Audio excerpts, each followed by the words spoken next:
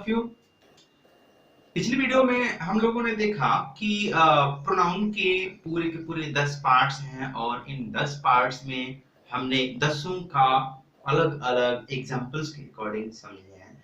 तो आगे हम जो आपके लिए लाए हैं वो है उसका पहला पार्ट पर्सनल प्रोनाउन, और जिसको हम डिफिनेशन के अकॉर्डिंग और उसके पूरे पार्ट्स के अकॉर्डिंग समझेंगे। चलिए देखते हैं क्या है। इसका डेफिनेशन है a person pronoun represents a particular person, a thing, a place, an animal और ग्रुप कॉल्ड पर्सनल प्रोनाउन। इसका मतलब ये है एक ऐसा पर्सनल प्रोनाउन जो एक व्यक्ति, वस्तु, एक स्थान या एक जानवर या एक ग्रुप के नाम को डिनोट्स करे, इंडिकेट करता है, बताता है, उसको हम पर्सनल प्रोनाउन कहते हैं।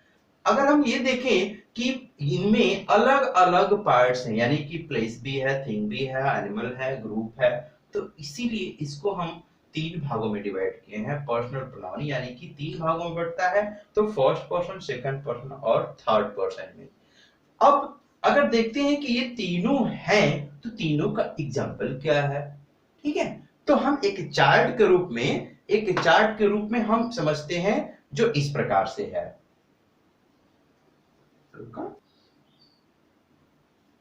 देखते हैं कि पर्सनल प्रोनाउंस के चार्ट में, जैसे कि मैंने बताया था आपको कि ये तीन प्रकार के होते हैं, तो इन्हीं तीन प्रकारों को हम अलग अलग चार्ट्स में डिवाइड किए हुए हैं, आपको शो अप किए हुए हैं। आप देख सकते हैं कि पर्सन, जैसे कि तीन पर्सन होते हैं, तो फर्स्ट, सेकंड, थर्ड है, और इनके अपने अपने स्वयं के अलग अलग पार्ट्स बने हुए हैं।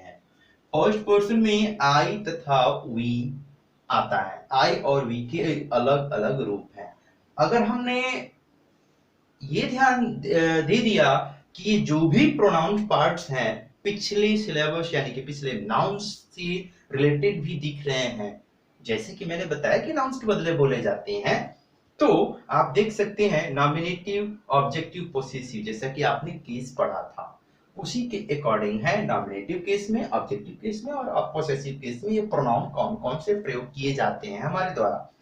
तो आई का objective case me, possessive case my और माइन होता है। लेकिन यहाँ पे हमने आपको एक एक्स्ट्रा चार्ट लगा रखा है, रिफ्लेक्सिव और एम्फैटिक। अभी अभी आपको 10 प्रकार के प्रोनाउंस में से इन दोनों को मैंने आपको डिस्क्राइब किया था कि रिफ्लेक्सिव और एम्फैटिक क्या है। तो इन्हीं से सिर्फ ये भी बनते हैं सेल्फ और सेल्फ लगाने पे।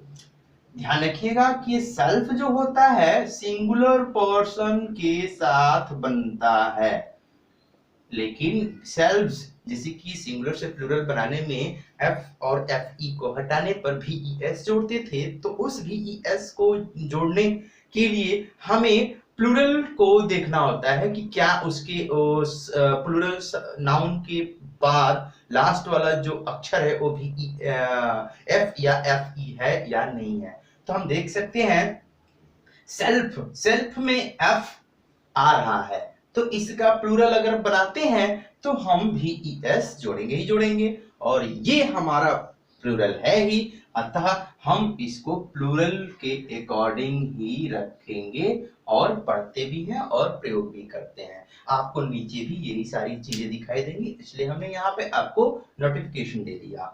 चलते हैं फर्स्ट पर्सन का दूसरा वर्ड वी का ऑब्जेक्टिव केस अस होता है, पॉसेसिव केस आवर और आवर्स होता है।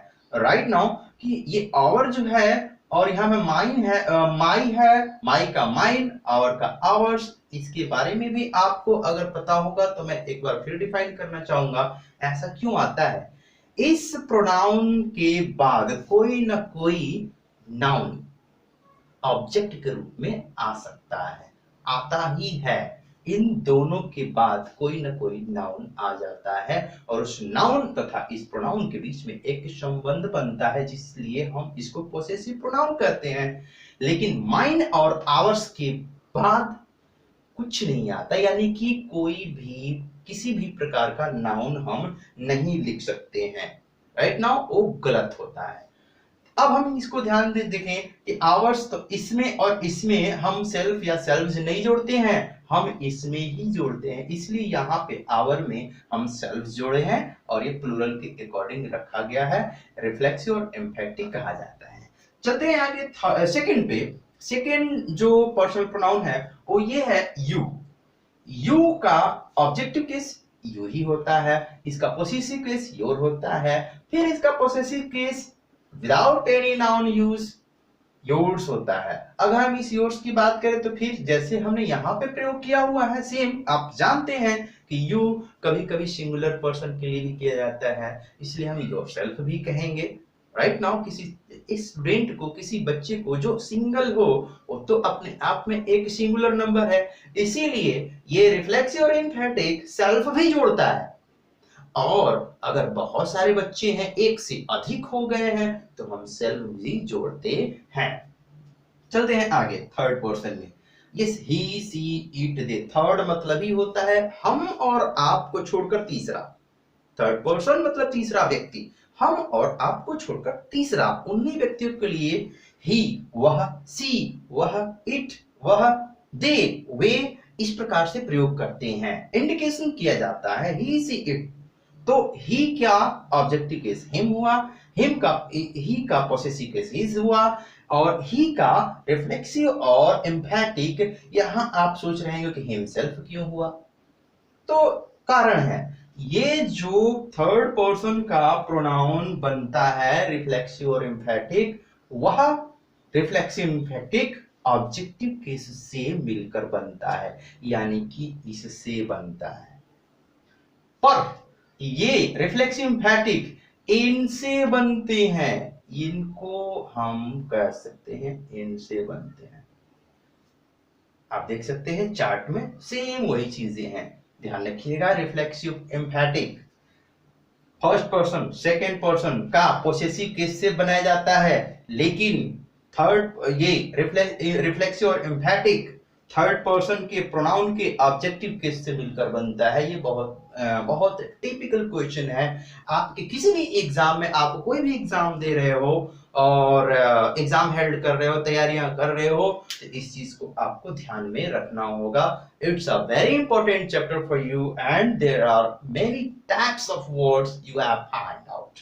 राइट नाउ हम देख सकते हैं कि ही का हिम है हिज, और यहाँ पे देखिए हिम से सेल्फ सिंगुलर पर्सन में है, सी सिंगुलर पर्सन में है, तो हर हुआ, तो हर का her self, it singular person है, इट इटसेल्फ, लेकिन दे प्लूरल पर्सन है, इसलिए यहाँ पे हम देम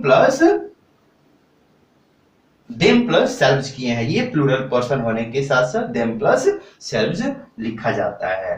राइट नाउ आप देख सकते हैं कि इस चार्ट को भलीभांति रीडिंग करने के बाद इस पे आप बढ़िया से तैयारियां कीजिए और अपने आप को स्वयं माइंड लगाइए कि ये चार्ट कितना इंपॉर्टेंट है। अगर आप इस चार्ट को भलीभांति अपने दिमाग में रखते हैं तो आपका पूरा का पूरा पर्सनल प्रोनाउन ही नहीं, प्रोनाउन का पूरा का पूरा फंडा ही समझ में आ जाएगा। That's all. दूसरे पार्ट में हम आपको सेकेंड टाइप का प्रोनाउन हम डिफाइन करेंगे। तब तक के लिए थैंक यू।